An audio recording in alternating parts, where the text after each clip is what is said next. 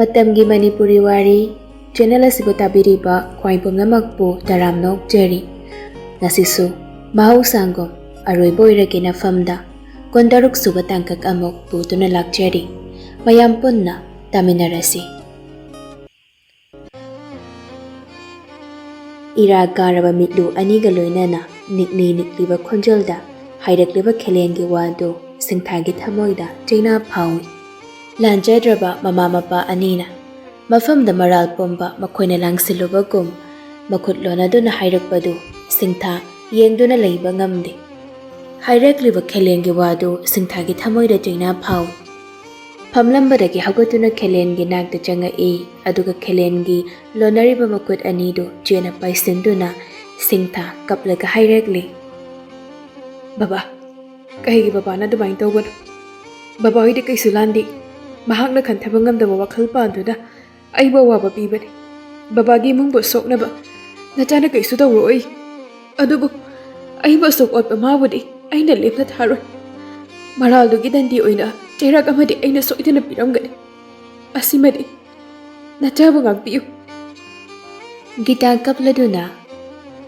ibima aingi chabu minungsi amtak pokpiu aige chase aduk hagna phattaba natabani asiguma matawa ma ulakani haiba nongmata asa tawudabani numik chupa kaptuna lenbani handaka muksu mamangi gum tawrabadine mathang haiba mamuk lakani thajari ichagi masak ugani haibagi thajaba mama moida aingoda leitri ibema ichabo tak minungsi utuna angtang dikan biu kaidoge singtha gitada mungtang yengnamnaga hagatuna magi phamhamda tumin phamdana leikri magi matawdura gitaga khelengasu wamakha tana ngangba ngamdre batay manaw anidu hagatuna thokre singtha mathanta kaduda phamduna leihawre somtana ngamba donganbaga nganta hagatuna mafi maro loisil pung 8 lom tarakpadu waida gari thawdokduna nambol lomda lagli nambol thongda gari du khamlaga Sanahal khoingi yumlomda mitfam thamlaga tumin gari mathaktuda tungduna le asom sorok wangmadagi pakhana leinana sorok lanthoknaba tawribado madu ubada ngamba gari da phamlambadagi hawgatuna lepe leinagi leitadaba matawduna masu yauna charangna halli leina sorok tu taha lanthoraktuna Sanahal hoigi yumlomda khongyangna thangduna changsinkre ngamba charangna bo wakhal marakta gari tawrabano khanna yengduna leihawri Laina, prab chinsilai Sanahal gi kada Sanahal phajub chingkhatuna tumlami Laina prab changsilaga phajub tu phat haidokli Sanahal shu khangboy kaiboy mamit mana khangsing duna phok hawgatuna phamung mayai duda phamli Laina na nakanda leptuna leirambadu ubada Sanahal makona mamitu noiraga kadorga Laina Sanahal di yeng na kapthorakli Sanahal Noiramba makutu pathang tharaga leina de yengladuna kidorga koyun nang kapiduba kidorga bani leina kapna Sanahal da khangkon konsilai aduga hairakli akoi singtha do akoi singtha kidorga akoi singtha do redenda chilina pawan balawi kai singtha Ako'y singta. Kanada ba? Lainado kapthorekli o khongna. Sanahal gyanmen mangna bangduna tumin leiri. Bangna mamittagi marik jawa pi aninan tharaktuna khazaida pop tarakli. Mabu konduna kapliba lainabu lukthokduna mamangda tham. Makut anina lainagi lengjumda pairaga hangi munna yengladuna. Bhagi tawbane hayo. Laina. What are you even at? Sanahal Singta manang ta chalusi ma chieloi ba mayum ta leiram gani yam ngal liawji lao magi manang ta chalusi lao leina Sanahal leina gi makut pai dura jinglaga kap khalakni leina su kapna hairakni babaga mamaga singtha gi wa taroni tuna chakhiba moi halaga magi wa tarani Baba do yam saukre singtha wa hat kare hai do yam saukre sana Leina Singthana dumna tawroi. Mana dumai tawroi. Mani loin khangmani. Aiga pambasu. Aina magoda haidrasu. Mani ga pamba loin khangmani. Mana dumai suk tawroi. Sana. Wangam amadi leima atopa kanasu haudana makhoi ani khak nupa mayumda lakle. Makhoi ni na Braden gi sumang yaurakpada kanasu udi. Khon wanglap wangam na kaurakli. Milay bro, kana lege. Amuktagi shu hena haide second kharagi matung pokhum lakle. Kana Gitana thoraktuna hanglakpani. Kelen sumaning de inarakli. Wangam galay magaliptuna layrambadu ubada. Kelen sumang dukom tharaktuna lepi. Wahay kaina tawrakpadu wangam na hana thatkre. Kadom dano, agang na layri basi. Johnny, somda lakbiro. Kelen amang thaduna matay manaw anidu Braden gi kadum da lakli. Kado yobaga Kelen thanglam makhong du leplaga wangam da ngagpiyu. Sawbi kanu haigum luruk na yinglakli. Miding do sawbana na thayduna thamlamlaga Kelen makhol thong na thong do hangdoktuna janglakli. Nasay phamawba maphamduda majilengda phamduna layrammi singthado. Makhong animak sofa matakta thangaladuna. Majabu bada layma praprap jinsinduna majabu kolakli. Nasay makay pumbang na duna layramba singthasu mamana kolakpaduda makhol thong na kapthorakli. Asawana may hauraba wangam jangsilakduna kablimi majabu sagan paiduna phat jingkhali. Aduga mamay oyetta amuk kupang na thai aduga hangi. Kaino toise? Ha? Nang na toise kaino? Layma mapuroiba na pairiba majagi mastado thadokhali. Aduga majabu bangonda onsinduna tapthaba khonjalda ingsiba khonthokta hanglakli. Nang nasana yana jilibra. Singna khum. Imada singna hayo. Singthana pakhom pidringai mangda sangna lepliba mapa. Nungsina mabu yengliba mama. Thongjinda leptuna pangal thokpa ngamda mafamda kanbiyu haina niduna lepliba Kelen amadi kita ani. Mayam koina yenglaba matung tapna khumlakli. Singtha hanglakliba wahangduna wakhal pukling puma phajinkre. Mamito mungtang tapna uisil. Aduga machindagi sor asangwa mahondoklaga tapna khumlakli. Ay sanayana chenbani. Layma mangda lepliba majabu khanghaude khopangna thakiba.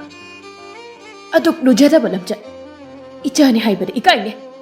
Namana bina chilu banu pase natrabadi. Nanga to panu pamta laitrabadangna.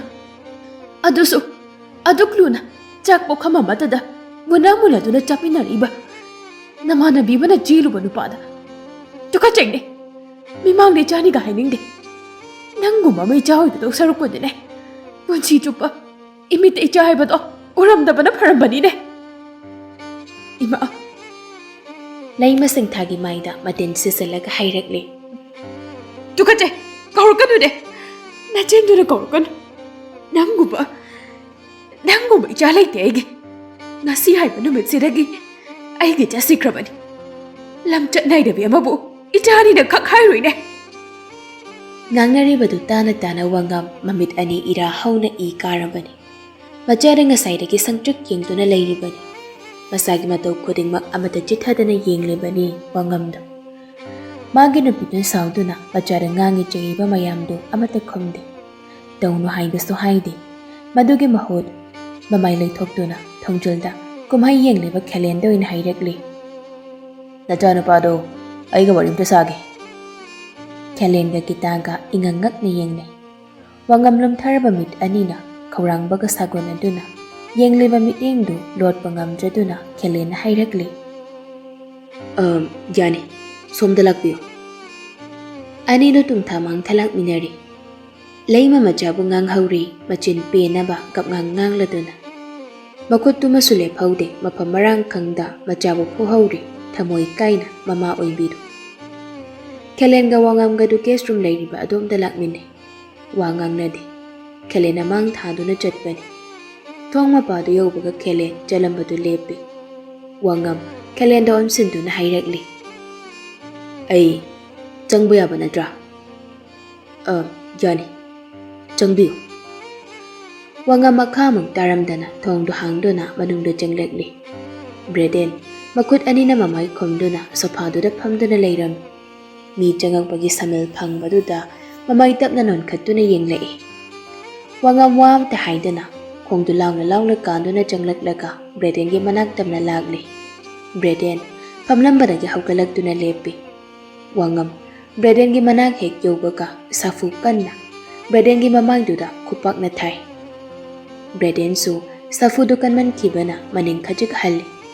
Makuna mamangdu paiduna amuk nonkhattuna wangam de yenglakli. Wangam Bredengi fruit color du pairaga sangna hairei. Nangna lona tawba thabak aina khangamoina khanganu. Masana yajadaba ichabu nangna namduna phabani haiba ai loinaba khangi. Breden ngasai makai khangdabani singthagi mapani haibadu.